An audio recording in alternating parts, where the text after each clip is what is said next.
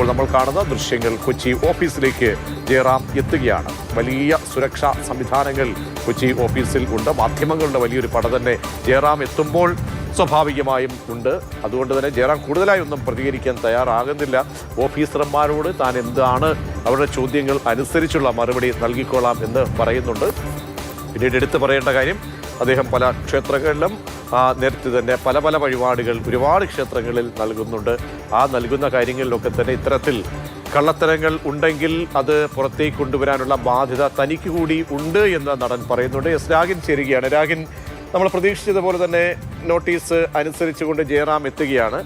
ജയറാമിനെ കാത്തിരിക്കുന്നത് ചോദ്യങ്ങളുടെ ആ ചോദ്യാവലിയാണ്. ED മുന്നോട്ട് വയ്ക്കുന്ന ചോദ്യാവലിക്ക് സ്വാഭാവികമായി ഉത്തരം പറയേണ്ടി വരും. എന്താണ് അദ്ദേഹം ചുരുക്കത്തിൽ പറഞ്ഞത്?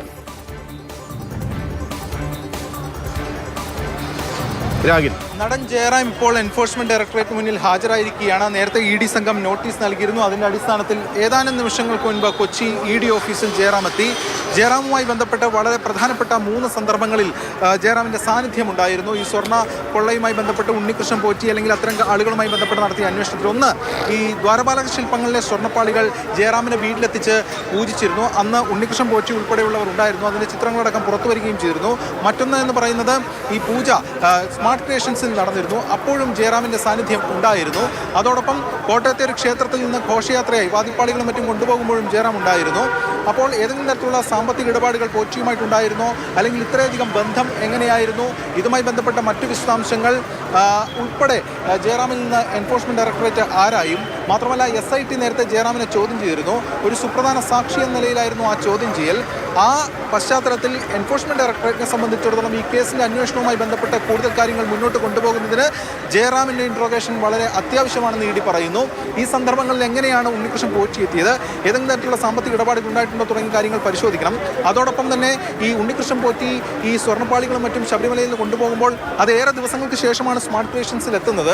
അപ്പോൾ ഇത്രയധികം ദിവസം അതെവിടെയൊക്കെ കൊണ്ടുപോയി, അങ്ങനെ അത് കാണിച്ചുകൊണ്ട് പ്രദർശിപ്പിച്ചുകൊണ്ട് പണപ്പിരിവ് നടത്തിയിട്ടുണ്ട് എന്ന നിഗമനത്തിലാണ് അന്വേഷണ ഏജൻസികൾ. അങ്ങനെ പണപ്പിരിവ് നടത്തിയിട്ടുണ്ടെങ്കിൽ ഏതെങ്കിലും തരത്തിലുള്ള വിവരങ്ങൾ ജയറാമിന്റെ മുമ്പിലുണ്ടോ, ജയറാമിന് അത്തരം ഏതെങ്കിലും കാര്യങ്ങൾ അറിയാമായിരുന്നോ, ജയറാം എത്രയെങ്കിലും ഈ ഉണ്ണികൃഷ്ണൻ പോറ്റിക്ക് പണം കൈമാറിയിട്ടുണ്ടോ തുടങ്ങിയ ഒട്ടനവധി കാര്യങ്ങൾക്ക് എൻഫോഴ്സ്മെന്റ് ഡയറക്ടറേറ്റിന് ഉത്തരം കണ്ടെത്തണം. ജയറാം അല്പസമയം മുമ്പ് വ്യക്തമാക്കിയത് സത്യം തെളിയട്ടെ. ശബരിമല എന്ന് പറയുന്നത് ഏതൊരു വിശ്വാസിയെ സംബന്ധിച്ചിടത്തോളം വളരെ വികാരമായിട്ടുള്ള ഒരു വളരെ വികാരഭരിതമായിട്ടുള്ള വിശ്വാസപരമായിട്ടുള്ള ഒരു ഇടമാണ്. അപ്പോൾ അവിടെ ഇതുമായി ബന്ധപ്പെട്ട ക്ഷേത്രങ്ങളിലാണെങ്കിലും ഒക്കെ തന്നെ താൻ വിവിധ പരിപാടികളിൽ പോയിട്ടുണ്ട്. അങ്ങനെ പരിപാടികൾക്കൊക്കെ വിളിക്കുമ്പോൾ പോകുമ്പോൾ അതിനിടയിൽ ആരെങ്കിലും ഇത്തരത്തിൽ ഏതെങ്കിലും തരത്തിലുള്ള തെറ്റായ മാർഗങ്ങളിലൂടെ കാര്യങ്ങൾ ചെയ്തിട്ടുണ്ടെങ്കിൽ അതടക്കം വെളിച്ചത്ത് വരണം എന്ന കാര്യമാണ് ജയറാം പറയുന്നത്. സത്യം തെളിയണം എന്ന കാര്യമാണ് അദ്ദേഹം പങ്കുവച്ചത്. എന്തായാലും ഇപ്പോൾ ചോദ്യം ചെയ്യൽ നടപടികളിലായി ജയറാം എൻഫോഴ്സ്മെന്റ് ഡയറക്ടറേറ്റ് ഓഫീസിലേക്ക് പോയിട്ടുണ്ട്. ചോദ്യം ചെയ്യൽ ഇപ്പോൾ തന്നെ ആരംഭിക്കുകയും ചെയ്യും. രാഗിൻ നേരത്തെ പറഞ്ഞതുപോലെ തന്നെ ഇതിൽ ജയറാമിന് എന്താണ് റോള്, ഇതിൽ സാമ്പത്തികമായിട്ട് മറ്റിടപാടുകൾ എന്തെങ്കിലും നടന്നിട്ടുണ്ടോ? കള്ളപ്പണത്തിൻ്റെയൊക്കെ ഇലമെൻ്റാണ് ഈ കേസിൽ ED ഏറ്റവും വിപുലമായി പരിശോധിക്കുന്നത്. അവിടെയാണ് നേരത്തെ ജയറാമിൻ്റെ ഭാഗത്തുനിന്നുണ്ടായിട്ടുള്ള ഈ പ്രതികരണങ്ങളൊക്കെ തന്നെ വളരെ പ്രസക്തമായി നമുക്ക് പരിശോധിക്കേണ്ടി വരിക. അപ്പോൾ 3 തവണത്തെ സാന്നിധ്യമുണ്ട് ഉണ്ണികൃഷ്ണൻ പോറ്റിയുമായിട്ട്. അതിൽ കൂടുതലായിട്ട് മറ്റാരെങ്കിലുടെയൊക്കെ പങ്കുകളുണ്ടോ? ഒരുപാട് സമീപ സംസ്ഥാനങ്ങളിൽ, അയൽ സംസ്ഥാനങ്ങളിലേക്ക് കൊണ്ടുപോയി ഈ ദ്വാരപാലക പാളികളൊക്കെ തന്നെ പ്രദർശിപ്പിക്കുന്നു. അപ്പോൾ അതിലൊക്കെ സാമ്പത്തികമായിട്ടുള്ള ലാഭം, ഇതടക്കം ഒരുപാട് ആഴത്തിലേക്കുള്ള പരിശോധനയിലേക്ക് പോകേണ്ടി വരും. അപ്പോൾ ചോദ്യം ചെയ്ത് എത്രത്തോളം സമയം നീണ്ടേക്കുമെന്നാണ് നമ്മൾ മനസ്സിലാക്കാൻ കഴിയുന്നത് നമുക്ക്. രാഗിൻ, ചോദ്യം ചെയ്യൽ സാധാരണഗതിക്ക് മണിക്കൂറുകൾ നീളും. കാരണം കഴിഞ്ഞ ദിവസമൊക്കെ 11 മണിക്ക് ആരംഭിച്ച് ചോദ്യം ചെയ്യൽ 7-8 മണിവരെയൊക്കെ നീണ്ടിരുന്നു. അതുകൊണ്ട് തന്നെ ഈ നടപടികൾ ഏറെ മുന്നോട്ട് പോകുമെന്ന കാര്യം തീർച്ചയാണ്. കാരണം ഒട്ടനവധി കാര്യങ്ങൾ ഇതുമായി ബന്ധപ്പെട്ട് ജയറാമിൽ നിന്ന് അറിയേണ്ടതായിട്ടുണ്ട്. ജയറാമിനെ പ്രധാനപ്പെട്ട ഒരു സാക്ഷി എന്ന നിലയിൽ കൂടി തന്നെയാണ് കാണുന്നതെന്നാണ് ഇപ്പോൾ മനസ്സിലാക്കുന്നത്.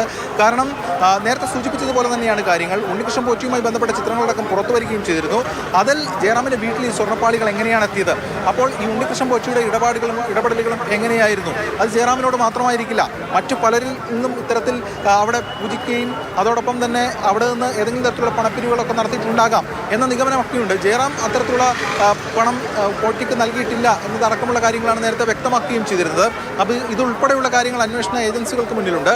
അതോടൊപ്പം സ്മാർട്ട് ക്രിയേഷൻസിൽ വന്ന് ജയറാം പോയിരുന്നു, അതിൻ്റെ ചിത്രങ്ങളും പുറത്തേക്ക് വന്നിരുന്നു. ഇത് രണ്ടും 2 ദിവസങ്ങളിലാണ് എന്ന വിവരങ്ങളടക്കം നേരത്തെ ബോധ്യമാവുകയും ചെയ്തിരുന്നു. അതോടൊപ്പം കോട്ടയത്തും ജയറാമിൻ്റെ സാന്നിധ്യം ഉണ്ടായിരുന്നു. അങ്ങനെ 3 പ്രധാനപ്പെട്ട സന്ദർഭങ്ങളിൽ നടൻ ജയറാമിൻ്റെ സാന്നിധ്യമുണ്ട്. അപ്പോൾ അവിടെയൊക്കെ എന്താണ് സംഭവിച്ചത്? മാത്രമല്ല ഉണ്ണികൃഷ്ണൻ പോറ്റി ഇതിൽ പ്രധാനപ്പെട്ട ഒരു പ്രൈം അക്യൂസ്ഡാണ്. അപ്പോൾ ഈ ഉണ്ണികൃഷ്ണൻ പോറ്റിയുടെ മോഡസ് ഓഫ് ഓപ്പറാൻഡി എങ്ങനെയായിരുന്നു, അത് സംബന്ധിച്ചുള്ള വിശദാംശങ്ങൾ ഓൾറെഡി എൻഫോഴ്സ്മെന്റ് ഡയറക്ടറേറ്റ് അടക്കം കുറെ ശേഖരിച്ചിട്ടുണ്ട്. ഉണ്ണികൃഷ്ണൻ പോറ്റിയെ ആദ്യഘട്ടത്തിൽ ഇവരുടെയൊക്കെ ചോദ്യം ചെയ്യലിന് ശേഷം വിളിപ്പിക്കാം എന്നാണ് ഇ ഡി ഇപ്പോൾ തീരുമാനിച്ചിരിക്കുന്നത്. കാരണം ഒട്ടനവധി വിവരങ്ങൾ പുറത്തേക്ക് വരുന്ന ഘട്ടത്തിൽ ആ വിവരങ്ങൾ വെച്ചുകൊണ്ട് വേഗത്തിൽ പോറ്റിയിലേക്ക് ചോദ്യം ചെയ്യൽ നടപടി. കേസിലെ പ്രധാനപ്പെട്ടുള്ള പ്രതികളുടെ തന്നെ സാമ്പത്തികമായിട്ടുള്ള ഇടപാടുകൾ അതിൽ പലതും മരവിപ്പിച്ചിട്ടുണ്ട് പലരുടെയും. അപ്പോൾ ജയറാമുമായി ബന്ധപ്പെട്ട് നേരത്തെ പറഞ്ഞൊരു സാധ്യത കൂടി നമുക്ക് കാണാൻ കഴിയുന്നുണ്ട്. കാരണം ഒരു മുഖ്യ സാക്ഷിയായി ജയറാം മാറാനുള്ള സാധ്യത, മറ്റെന്തെങ്കിലും തരത്തിലുള്ള ഇടപാടുകളിലെ സാമ്പത്തികമായിട്ടുള്ള കാര്യങ്ങളൊക്കെ തന്നെ ഈ പറയുന്ന ചോദ്യാവലികളിൽ വൈരുദ്ധ്യമില്ല എങ്കിൽ അങ്ങനെയുള്ളൊരു സാധ്യതയ്ക്ക് എങ്ങനെയാണ് നമുക്ക് ഒരു സ്ഥിരീകരണത്തിലേക്ക് പോകാൻ കഴിയുക, സൂചനകളിലേക്ക് പോകാൻ കഴിയുക?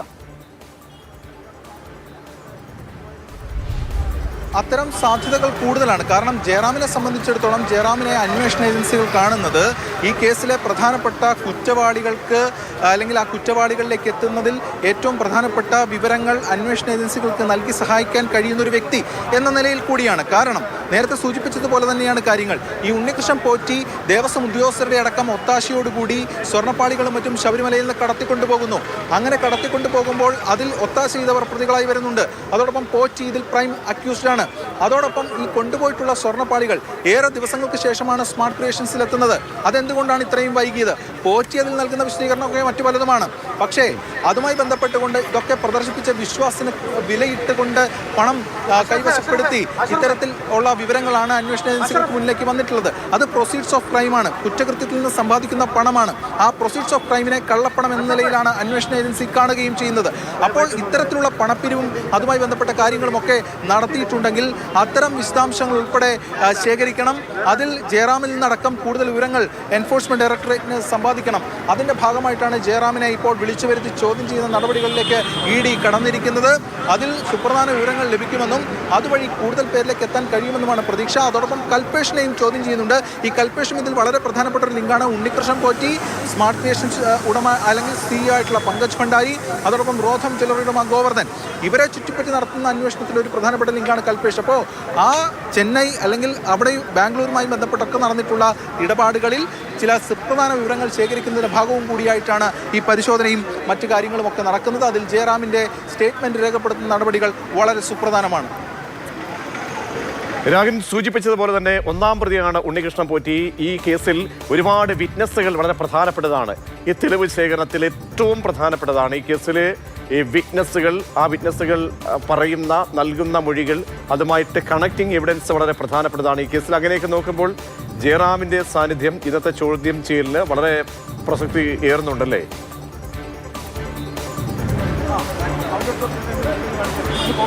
തീർച്ചയായും ജയറാമിന്റെ ചോദ്യം ചെയ്യൽ ഇതുമായി ബന്ധപ്പെട്ടുകൊണ്ട് വളരെ സുപ്രധാനമാണ്. നേരത്തെ SIT അവസാന ഘട്ടത്തിലാണ് ജയറാമിൽ നിന്ന് സ്റ്റേറ്റ്മെന്റ് എടുത്തതെങ്കിൽ എൻഫോഴ്സ്മെന്റ് ഡയറക്ടറേറ്റ് തുടക്കഘട്ടത്തിൽ തന്നെ. കാരണം 2 ഏജൻസികളുടെയും അന്വേഷണത്തിന്റെ രീതിയും അന്വേഷണത്തിന്റെ ഫോക്കസും രണ്ടാണ്.